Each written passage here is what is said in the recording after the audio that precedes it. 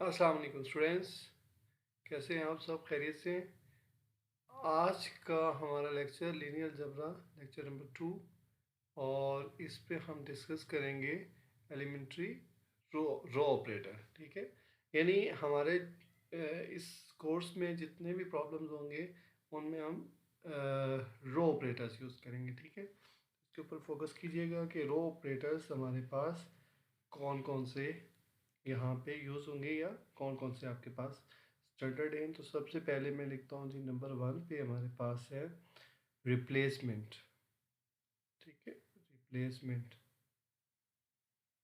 याद रखिएगा कि जितना आप इन ऑपरेशंस के साथ खेलेंगे, जितने आप इन ऑपरेशंस पे एक्सपर्ट्स होंगे, उतना ही आपको लीनियर अलजेब्रा में कंफ्यूजन नहीं होगी। ठीक है, ये अच्छे से क्लियर कर लें। रिप्लेसमेंट क्या है जी? रिप्लेसमेंट हमारे पास है, रिप्लेसमेंट को बेसिकली हम कह सकते हैं या रिप्लेस वन रो बाय सम। ये बड़ी इंपॉर्टेंट चीज़ है, सम। यानी इसका मतलब है कि हम किसी एक रो है और उसके साथ कि कोई दूसरी रो का सम करेंगे, या कुछ ऐसे लिख लेंगे, रो 1 प्लस इंटू रो 2 प्लस रो 3। यानी हम रो 2 और रो 3 को क्या करने लगे? सम करने लगे, ऐड करने लगे रो नंबर 1 में। ठीक है, या रो 1 माइनस इंटू रो 2 प्लस रो 3। तो ये जो रिलेशंस हैं इनको हम कहते हैं रिप्लेसमेंट। ठीक है, इनको हम क्या कहते हैं? रिप्लेसमेंट। याद रहेगा। यानी आप लिखते हो कि रो 2 माइनस 5 इंटू रो 1। ठीक है, उसके अलावा आप लिखते हैं रो 2 माइनस 1/2 रो 1। तो ये सारे रिलेशंस आपके पास बेसिकली किस में आ जाते हैं? रिप्लेसमेंट में। याद रहेगा। चले, गुड। इसका मतलब है हम नेक्स्ट मूव करेंगे। ये हमारे पास है रिप्लेसमेंट, और अगर आपको कोई भी प्रॉब्लम दिया जाए तो आपको पता होना चाहिए कि अगर दो टर्म्स हैं आपके पास और वो आपस में क्या हो रही हैं, वो अगर हमें कोई सी दो रोज़ या थ्री रोज़ को आपस में ऐड करना है, या टू को ऐड करके थर्ड में से माइनस करना है, तो उसके लिए हम जो यूज़ करते हैं वो है रिप्लेसमेंट। ठीक है, नंबर 2 है आपके पास इंटरचेंज। इंटरचेंज। ठीक है, अब इंटरचेंज में क्या होगा ये ज़रा देखते हैं। इंटरचेंज में लिखते हैं जी कि हमारे पास आपकी जो रोज़ होंगी, मैं उनको आपस में चेंज करने लगा हूँ। इंटरचेंज द रोज। ठीक है, यानी आप कभी कभी लिख लेते हैं रो 1 को, और रो 2 में आपने क्या करना है, रो 1 और रो 2 को आपस में इंटरचेंज करवा दिया। ठीक है, कभी आप लिखते हैं जी रो 1 को आपने इंटरचेंज करवाना है रो 3 के साथ। ठीक है, या आप लिखते हैं रो 2 को आप इंटरचेंज करवाते हैं रो 3 के साथ। तो इससे कोई सॉल्यूशन में फ़र्क नहीं पड़ता। आप ये रूल्स प्रॉपर यूज़ करेंगे तो कोई फ़र्क नहीं पड़ेगा, चाहे आप रिप्लेसमेंट यूज़ करें, चाहे आप इंटरचेंज यूज़ करें, आपका सलूशन ठीक रहेगा। ठीक है, उसके बाद हमारे पास है थर्ड वन। उसमें हम कॉल करते हैं कि हमारे पास क्या करेंगे, हम उसमें स्केलिंग ऐड कर देंगे। यानी उसका हमने जो टाइटल दिया है या उसको जो हमने नाम दिया है, वो क्या कोड करते हैं जी? नंबर थर्ड है आपके पास स्केलिंग। ठीक है, स्केलिंग यानी कि आपने क्या करना है, आपने कहा है जी कि हमारे पास हम यहाँ पे मल्टीप्लाई करेंगे, multiplying by multiplying all entries all entries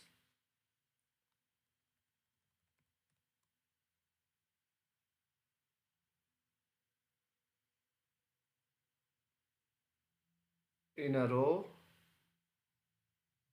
by a non zero. ठीक है, किसी नॉन ज़ीरो के साथ आपने क्या किया है, उसको मल्टीप्लाई कर दिया। लाइक मैं कहता हूँ जी कि हमारे पास एक आपके पास मैट्रिक्स है, मैं यहाँ लिख लेता हूँ जी, आपके पास मैट्रिक्स ए है 1 2 3 4। ठीक है, तो अगर आप नोट करें तो ये फर्स्ट आपके पास रो 1 बनेगी।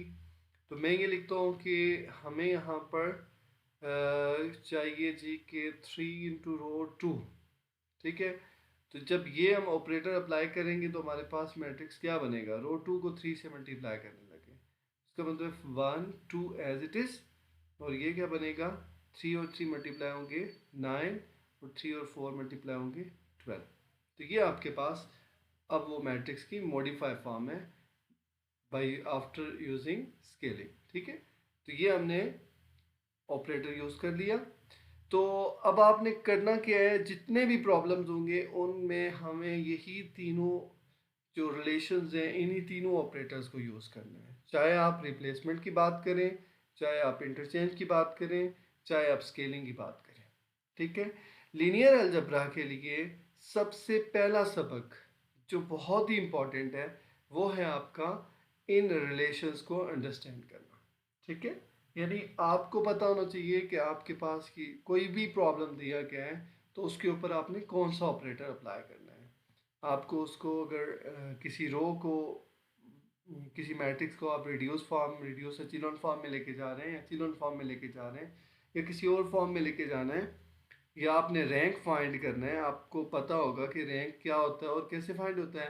तो इन सब के लिए हमारे पास जो बेसिक होगा वो यही है कि आपको ये ऑपरेटर्स क्लियर हो जाए। ठीक है, यानी आपको रिप्लेसमेंट का पता हो, रिप्लेसमेंट क्या होती है, आपको इंटरचेंज का पता हो, आपको स्केलिंग का पता हो। क्लियर? ओके, तो अब नेक्स्ट स्टेप ये है कि हमें कोई एक एग्जांपल करनी है जिससे हम फर्दर जो है इसको अंडरस्टैंड करेंगे। ठीक है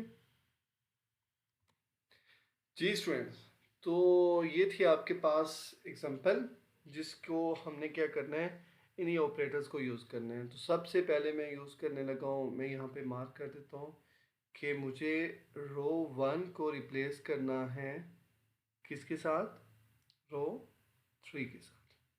तो आपके पास ये एक साइन डिफाइन हो जाता है, जिस तरह आप लिखते हो ना, x+2y = 3x। नेक्स्ट स्टेप में आप इसको लिखते हैं जी x+2y - 3x, उसके बाद या इम्प्लाइज लगा के यहाँ =0 कर लेते हैं। तो अब कभी हमें ये साइन यूज़ करना होता है, ये इंडिकेट करता है कि कंटिन्यूसली मूव करेगा, और बाज़ का तो आपने ये =0 नहीं लिखा होगा, तो इसको शो करने के लिए आपको, यानी आप स्टेप में बार बार इक्वल लिखेंगे एंड पे सोल्यूशन 0 आ जाएगा, वट कुछ इस तरह की इंडिकेशंस होती हैं। ठीक है, तो ये इंडिकेशंस बेसिकली किस में यूज़ की जाती है, इक्वेशन में। इसी तरह मैट्रिक्स में हम यूज़ करते हैं, ये एक रिलेशन है जिससे हम कहते हैं रो इक्विवेलेंट। इसको हम क्या कहते हैं, ये मैं यहाँ पे लिख देता हूँ, इस इंडिकेटर को हम कहते हैं रो इक्विवेलेंट। ठीक है,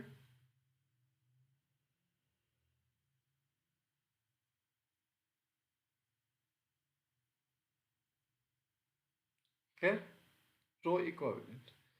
तो अब आते हैं हम, अपना जो मैट्रिक्स है रिप्लेसमेंट के बाद क्या बनेगा, रिप्लेसमेंट के बाद हम रो फर्स्ट और थर्ड को चेंज करने लगे, तो इसका मतलब जो थर्ड थी वो फर्स्ट बन जाएगी 1 7 3, और नेक्स्ट उसी तरह रहेगी -1 2 5, और ये क्या बनेगा 2 5 0। ठीक है, उसके बाद नेक्स्ट आपने, ये तो फर्स्ट ऑपरेटर आपने अप्लाई किया जिसमें रोज को आप क्या करने लगे, चेंज किए, या आप इसको यहाँ पे लिख लें सेकेंड, मीन्स दैट हमें क्लियर हो जाएगी कि हमने वो जो 3 रूल्स पढ़े थे उनमें से एक रूल यूज़ किया। ठीक है, और इंटरचेंज था सेकेंड नंबर पे। तो थर्ड नंबर पे क्या था, स्केलिंग, स्केलिंग था। तो अब स्केलिंग यहाँ पे हम करने लगे हैं 3R2, ठीक है। तो इसका मतलब क्या होगा जी, तो इसका मतलब क्या होगा कि आप इसकी रो नंबर 2 को 3 से मल्टीप्लाई करने लगे हैं। तो हमारे पास ये मैट्रिक्स है, इसमें मल्टीप्लाई कर देते हैं, ठीक है। तो ये आपके पास क्या बनेगा, 1 7 3, और 3 से मल्टीप्लाई करें रो 2 को, ये बनेगा -3, उसके बाद 6, और यहाँ से आता है 15। इसका मतलब है रो 1 और रो 3 में कोई चेंज नहीं है, ठीक है। ये हमने अप्लाई कर दिया है थर्ड रूल। उसके बाद हम अप्लाई करने लगे हैं फर्स्ट रूल। मैंने यहाँ पे तरतीब चेंज की है ताकि आपको आसान से मुश्किल की तरफ जाऊँ, क्योंकि फर्स्ट रूल में क्या होता है, आप कुछ ऐड करते हैं एक रो को दूसरी रो में या कुछ इस तरह से, ठीक है। मगर सेकेंड में क्या होता है, जस्ट इंटरचेंज करते हैं, थर्ड में किसी नंबर से मल्टीप्लाई करते हैं। तो मैं यहाँ लिखने लगा हूँ कि रो 2 या रो 3 प्लस इंटू -2 रो 1, यानी रो 3 पहले लिखा हुआ है, क्या लिखा हुआ है, रो 3 -2 इंटू रो 1। इसका मतलब है जो चेंज आएगा वो किस में आएगा, रो नंबर 3 में, ठीक है। रो 3 में चेंज आएगा, यानी रो 3 में से हमने रो 1 को निकालना है, मगर 2 माइनस करके। तो मैं बेस्ट ये है कि यूं कर लूँ, यहाँ लिख लूँ रो 3, ठीक है, -2 इंटू रो 1, और मैट्रिक्स लिख लेता हूँ, ठीक है। इसका मतलब चेंज रो 3 में आएगा, तो रो 1 आप उसी तरह लिख लें, 1 7 3 -2 -3, और नेक्स्ट क्या था, -3 6 और 15। तो आपने क्या करना है जी, आपने कहा जी कि हमें ये माइनस करना है, तो मैं फर्स्ट ऑपरेशन देखता हूँ। तो रो 3 में आपके पास सबसे पहले कौन आता है, 2, -2 इंटू रो 1 में कौन आता है, 1, तो ये क्या बनेगा, 2 -2 0, ठीक है। उसके बाद नेक्स्ट आप रो में आ जाए, इसको बेशक लाइन लगा दें। तो रो 3 में नेक्स्ट आता है 5 -2 इंटू 7, यानी यहाँ से 14 बनेगा, 14, 5 माइनस 14 कितना होता है, -9, ठीक है। अब बेशक आप इसको भी रिमूव कर दें, और लास्ट पे आप क्या लिखने लगे हैं, रो 3 में आता है 0 -2 इंटू 3, तो फाइनली यहाँ से क्या मिलेगा, -6, ठीक है। और आप इसको क्लोज कर लें, ठीक हो गया। तो स्टूडेंट्स आपने ये करना है कि ये इस तरह के डिफरेंट ऑपरेटर्स लेने हैं और उनको अप्लाई करना है। ये तो हमने जस्ट ये चीज़ क्लियर की है कि हमारे पास अगर कोई ऑपरेटर डिफाइन है तो हम उसको कैसे डील करेंगे, या आपके पास कोई मैट्रिक्स है तो आप उसको कैसे हैंडल करेंगे, ठीक है। तो अब इसके अलावा अगर मैं आपको ये कहूँ कि हमारे पास इसी मैट्रिक्स का रख लें, या आप मैट्रिक्स बेशक चेंज कर लें, ठीक है। मैं मैट्रिक्स एक लिख देता हूँ प्रैक्टिस के लिए आपको, ताकि आप फ्री टाइम में इसको सॉल्व करें। जब तक आप इसकी प्रैक्टिस नहीं करेंगे तो इन क्वेश्चंस को आप अपने माइंड में, क्योंकि जब तक ये ऑपरेटर्स क्लियर नहीं होते हैं आपको ये कंसेप्ट अच्छे से क्लियर नहीं होता, ठीक है। 0 1 2 1 2 1 2 7, एंड लास्ट पे क्या है, 8। ये आपके पास एक मैट्रिक्स है। तो आपने ऑपरेटर अप्लाई करने, R1 जो है वो क्या करना है, इंटरचेंज करना है R2 के साथ। उसके बाद R3 -2 इंटू R1 करना है, और लास्ट पे R2 -4 इंटू R1 करना है, ठीक है। तो ये स्टूडेंट्स तीन हमने क्या करना है, ये तीन ऑपरेटर्स अप्लाई करने हैं, और ये तीनों के तीनों ऑपरेटर्स बेसिकली हमारे पास फर्स्ट में अगर आप गौर करें, आप अगर देखें तो फर्स्ट में इस फर्स्ट वाले आपके पास ऑपरेटर जो अप्लाई हो रहा है ये इंटरचेंज का आ रहा है, ठीक है। ये आपका ऑपरेटर नंबर सेकेंड आ रहा है। मगर यहाँ पर अगर गौर करें तो इस पोर्शन के ऊपर आप कौन सा अप्लाई कर रहे हैं, थर्ड स्केलिंग कर रहे हैं, ठीक है। मगर होल के ऊपर क्या बनेगा, इस सारे को आप कह सकते हैं रिप्लेसमेंट यानी फर्स्ट, ठीक है। तो इन ऑपरेटर्स में मैंने, इन तीनों पार्ट्स में मैंने डिफाइन कर दिए हैं आपके तीनों ऑपरेटर्स, ठीक है। आप रीस्केलिंग करते हैं, सॉरी स्केलिंग करते हैं या रिप्लेसमेंट करते हैं या फिर उसको इंटरचेंज करते हैं, ये तीनों इसमें मौजूद हैं। तो इसी तरह आप कुछ और एग्जांपल्स भी लें, क्वेश्चंस लें, खुद सॉल्व करें ताकि आपको ये सेक्शन अच्छे से क्लियर हो जाए। जब तक आप इसके ऊपर आपकी ग्रिप नहीं होगी, आप फर्दर क्वेश्चन सॉल्व नहीं कर सकते, ठीक है। तो ओके स्टूडेंट्स, अगर फर्दर कुछ इसमें क्यूरी है तो बताइएगा। अल्लाह हाफिज़।